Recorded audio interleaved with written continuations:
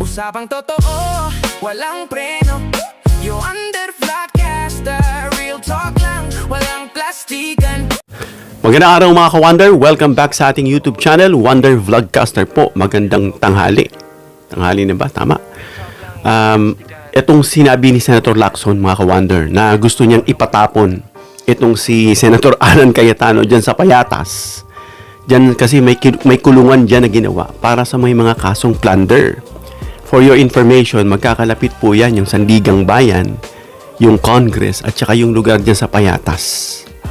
Kaya pag siya, nadakip na, kasi inimbestigahan ng DOJ, ng Ombudsman, at kapag yan, konkreto na, padadala yan sa Sandigan Bayan, at siya'y aarestuhin na, makakasama niya na, yung kanyang mga beshi doon, si Marcoleta, no? At yung tinutukoy pala ni Senator Lacson, mga ka-Wonder, na nag-gather siya ng informants, ng mga witnesses, ito pala'y para dyan sa flood control na matagal na nating naririnig. Yan ang magdidiin, isa pa kay Alan Cayetano. Bukod dito sa 2019 SEA Games, meron pa pala. But before that mga ka-Wonder, don't forget to subscribe to our YouTube channel. 100% mga ka-Wonder, libre po ang pag-subscribe. Kaya pindutin nyo na yung subscribe button, lalabas yung bell icon, piliin nyo po yung all. Maraming salamat. Pakinggan po muna natin itong video. No, na talagang alam natin si Senator Lacson, sabi niya nga my integrity is my first and last resort. Parang ganun, no? So, ibig sabihin, from start to finish, sa buong katauhan niya, gusto niya i-maintain yung kanyang integrity na sinisira nitong si Cayetano dahil binanggit yung kanyang salin na lumobo daw. May binanggit pang isang senador, si Raffy Tulfo yata, o si Erwin Tulfo yata. Pero itong ang salin ni Lacson na lumobo, hindi pa siya senador. Actually, hindi lang dumoble. Actually, 4 na beses, pero hindi siya senador that time. So, sabi nga ni Lacson, patutunayan niya, didepensahan niya yung integrity niya. Kaya ito sa panayam na ito mga ka-Wonder, pakinggan po muna natin bago natin pag-usapan.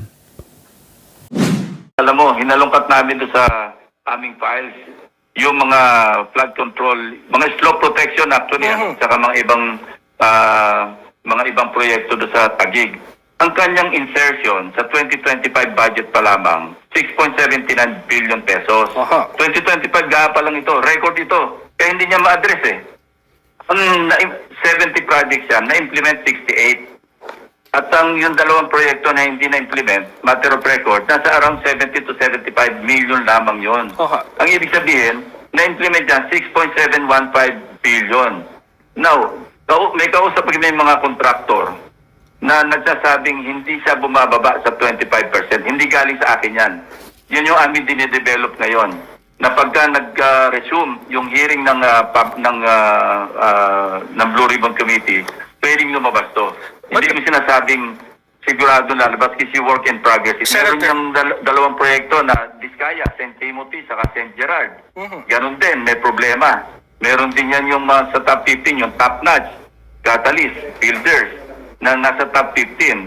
Ito yung mga proyekto niya dyan sa Taguig na pati nga yung kanyang bagman identified na namin, hindi ko lang sasabihin kung sino muna dahil dinidevelop nga namin ito. Ano pong plano nyo dito sa mga sinasabi nyo pong hawak nyong ebidensya at case build-up na ginagawa nyo? Will this be a subject of the Blue Ribbon Committee hearing o ibibigay nyo po ito sa mga law enforcement agency? Either way, pwede ko idiretso na sa ombudsman kapag yung mga ebidensya. Pero mas magandang edad sa Blue Ribbon para merong testimony. Katulad yung kay Bernardo, kina Alcantara, merong magpapahayag. At pagkatapos sususugan yan ng mga documentary evidence para matibay. Katunayan, may mga naipadala na kami sa ombudsman. Pero mas mainam sa, alam mo, ang chairman yan, si Senator Erwin Tulfo. Pinag-usapan na rin namin ito. Na pag nag-resume, meron kami mga ipapatawag na mga resource persons na siyang magpapahayag under oath. Pati yung mga dokumentong nandyan na sa amin, nasa baul na namin yan Hindi lang naasikaso kasi nga medyo nagkaroon ng sa partial committee report, ayaw nila magpirma, medyo naantala. Pero ito, bubuhayin ko talaga ito dahil inattack niya ang aking integrity. So, si Bak, mga ka-Wonder, itong si Cayetano, dahil nga inatake niya yung integrity nitong si Lacson, Kumbaga nararamdaman nila, kanina may Facebook Live na naman itong magkapatid, no, na nag-i-explain dalawa sila. Siguro natataranta na ito. Dahil alam siguro ni Pia na isusunod din siya. Kasi meron din itong tinanggap na pera no, sa kanyang campaign. Parang ganun ang pagkakadinig ko mga ka-wonder. Ngayon, etong si Alan, siguro nakikita niya na parang nahuhulog na siya sa kumunoy. Dahil nga dito sa kaldero, issue na imbis na gani Matibag, kaya binabanatan niya itong si Matibag. At kung sino-sino raw itong weaponized, kagaya ng DOJ at itong ombudsman. Pati itong kapwa niya, senador, dinadamay niya na mga ka-wonder. Particularly itong si Senator Lacson at itong si Erwin Tulfo, na sinabi niya nga na lumaki daw. So, nandadamay na siya mga ka-wonder. No? At itong ayon nga ito sa narinig natin dito sa sinabi ni Senator Lacson, mukhang may mga anomaliyang pinagagagawa itong si Alan Cayetano. Kaya yung sinasabi nilang Kawatano, hindi ko maintindihan kung saan nila pinagbabasihan yun dati. Kawatano, kinatawag nila. Ngayon, mayroon pala silang mga pinaghuhugutan kung bakit nila tinatawag yun dahil may mga bagay. Kasi hindi tayo nakikisaw-saw hanggat hindi natin yan nalilinaw. Ngayon, itong tatalakayin natin, itong issue, ayon nga kay Senator Lacson, dyan mula sa pagdinig sa News 5, bumuo siya, mga ka-wonder, ng kaso. Nang sabi niya nga pwede niya nang idiretso dyan sa ombudsman. Pag diniretso yan sa ombudsman, talagang dire-diretso itong si Alan Cayetano kapag may ebidensya na talaga. Na-meet na yung mga requirements. May nagreklamo, may kaso, may ebidensya, tapos may hearing, kumbaga parang ganun yung mga elements dyan. Dediretso na ito sa ombudsman. Pwede nang madiretso itong si Cayetano after nyan sa kalaboso. No? Dahil bumuo nga siya ng kaso, laban dito kay Alan Peter Cayetano, kaugnay dun sa sinasabing irregularity. Hindi na po ito yung yung SEA Games 2019 Ang pinag-uusapan natin dito mga ka-wonder ay yung budget insertion niya. Dito sa 2025, pa lang ang sinasabi ni Senator Lacson. Ibig sabihin, hindi pa kasama yung mga iba pang taon. No? Na itong General Appropriations Act dito para sa proyekto niya sa Taguig, na may mga aligasyon nga si Senator Lacson na sa kanyang sinabi. Na ayon kay Lacson, na meron siyang impormasyon sa kanyang kampo na ito umanong si Cayetano ay tumanggap ng hindi bababa sa 25% kickback. Ang pagkakasabi, ayon doon sa source ni Lacson, lagi raw itong 25%. Ang laki niyan mga ka-wonder. Isipin mo, doon sa sinasabing 7 point something, 67 yata yun, billion, meron siyang 25% doon, sa GAA. Kada proyekto niya siguro ang tinutukoy dito. Mula sa mga naturang proyekto. Ibig sabihin, bawat project, meron siyang 25% kickback. Yan ang dapat gamutin. Kaya pala ang daldal. Kaya pala ang ingay niya mga ka-wonder. Natataka ko rito kaya binabansagan na siyang online selling na lang siya. Kasi hindi ko naman siya pinapakinggan sa mga online selling niya. Pero kada bukas ko, mukha niya agad may kita mo. Pahaba ng pahaba yung balbas niya. Yun pala, nag-e-explain sa taong bayan. Pero hindi naman yun yung tamang forum. Kaya pag matuloy nga, ma-resume sila, ipapatawag niya yung mga informants, witnesses laban dito kay Cayetano. Ngayon, magpaliwanag itong si Cayetano, syempre magsasabi na naman yan. Weaponize, political attack, political prisoner daw itong mga nakulong. Diba? Dahil sa korte ka na magpaliwanag. So, binanggit din ni Lacson mga ka-wonder yung sinasabi ritong natukoy na bagman. Grabe, may bagman din itong si Cayetano. No? Alam niyo na, pag may mga bagman na term na yan, medyo illicit siguro yung gawa. Kasi ito sa mga naunang nililitis. Bagman ni Sara, yung mga bagman noon na ginagamit nilang bagman daw ni Dilima, na which is hindi naman totoo. No? Ito naman kay Sara, may bagman din siya. No? I think si Madriaga is one of her bagman o siya mismo yung bagman. I'm not sure about sa konkretong bagman nila. No? Pero may bagman din itong si Cayetano. No? Na tagapangmagitan nga. Pero mga ka-wonder, hindi muna to isinupubliko. Yung pagkakakilanlan, of course. Baka mamaya maharang yan, ma-intercept yan. no, makausap yan, the worst kung ano pang pwedeng gawin, ano? Kaya hindi pa ito isinasapinal sa kaso, mga ka-wonder. Pero ano ba yung ebidensya na sinasabi ni Senator Lacson? Kasi may sinasabi siyang ebidensya, no? Na mayroon daw siyang mga documentary evidence. Siguro pagdating dyan, magpapatawag, ano? Yung sinasabing subpoena duces tecum, mga documents, no? O yung mga dokumentong sumusuporta, mga ka-wonder, sa kanya o sa kanilang mga aligasyon. So sinabi rin yan, mga ka-wonder, na may bahagi daw doon ng impormasyon na naipasa na sa Office of the Ombudsman.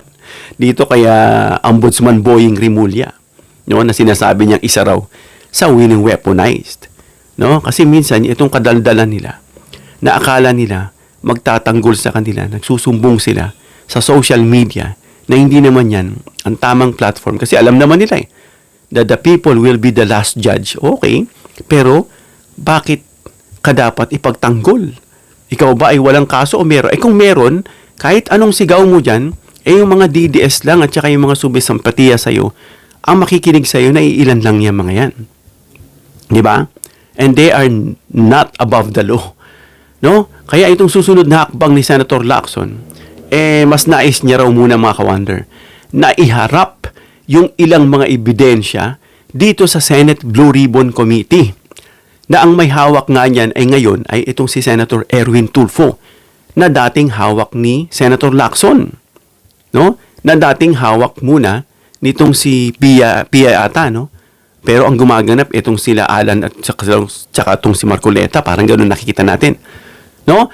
Iharap niya muna yan dito sa darating na pagkikita nila, pag-resume ng kanilang pong sesyon dito sa Blue Ribbon Committee. No? Kapag yan nagpatuloy, itong pagdinig, isa sa publiko ang lahat ng detalye. Kaya talagang durug na durug itong si Alan Cayetano.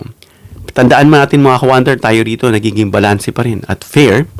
No, sa kasalukuyan, mga ka-wonder, yung mga pahayag na yan, pawang mga aligasyon pa lang. No? Kasi kung hindi yan aligasyon pa lang at yan ay nabuo na, dapat matagal na nakulong itong si Alan. Binubuhay lang itong mga ka-wonder. Dahil nakitaan ito ng mga probable cause. No? So ngayon, aligasyon pa lang ito mula kay Senator Lacson. Kaya nga yan iimbestigahan. Papatawag yung mga informants at witnesses. So hanggat wala pang pinal na desisyon mula sa korte, no, sa mga kaukulang investigasyon, ay hindi pa ito napatutunayan at ito'y pawang paratang pa lang. Pero mga ka-wonder, yun nga, no, mahalaga rin nating marinig na isang alang-alang natin yung panig o tugon itong si Alan. Pakinggan natin dahil dapat dadaan ang lahat sa tinatawag na due process. Laging ganun tayo. Otherwise, magiging berdugo gaya ng panahon ni Duterte na itong mga inaresto ay hindi na dumaan sa due process of law. Kaya antayin natin itong insertion nitong si Alan sa 2025 GAA pa lang ang tinutukoy ni Lacson. What if umugat pa yan ng pababa na habang siya'y senador? At yan, 25%, kung makalikom yan sa bilyong-bilyong proyekto at pag yan ay umabot ng more than 50 million, yan po ay kasong plunder at non-bailable. Malamang sa alamang, yung sinasabi ni Lacson, I will put him in his place. This is actually double meaning.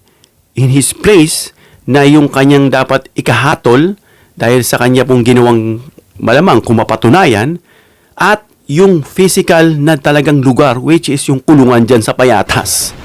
Yan ang ibig sabihin ni Senator Lacson. Antayin natin mga kaganapan, mga ka-wonder. Para sinasabi niyang iniisa-isa na kami, talagang iisa-isahin kayo. Dahil sabi nga ni PBBM, mahiya naman kayo. Ako ang nag-umpisa, tatapusin ko. May pasabi-sabi pa si Cayetano na patatapusin niya raw muna yung SONA. Dahil daw mas magandang pag-usapan. Siguro huhugot siya ron sa sinabi ng Pangulo. Well, ito ngayon ang pagtuunan mo. Itong pagpatanggol sa sarili mo at paliwanag. Tungkol dyan sa 25% GAA insertion. No? Diyan sa General Appropriations Act, no, at yung 25% na kickback mo at yung yun nga yung sinasabing bagman mo dun pa lang sa 2025 GAA, wala pa yung sinasabing 2019 SEA Games. Hanggang dito lang tayo mga ka-wonder. Comment down below your opinion para mabasa at mareaksyonan. Please give me a thumbs up if you like this video para ma-share ni YouTube sa iba pang viewers. Please share this video para itong kaso na bagong kaharapin ni Cayetano mula dyan sa 2025 GAA, 25% kickback niya, lilitisin dito sa darating na Blue Ribbon Committee. Don't forget to subscribe, hit the notification bell icon, and choose all bilang suporta sa aming mga content creators. Hanggang sa muli mga ka-wonder, God bless.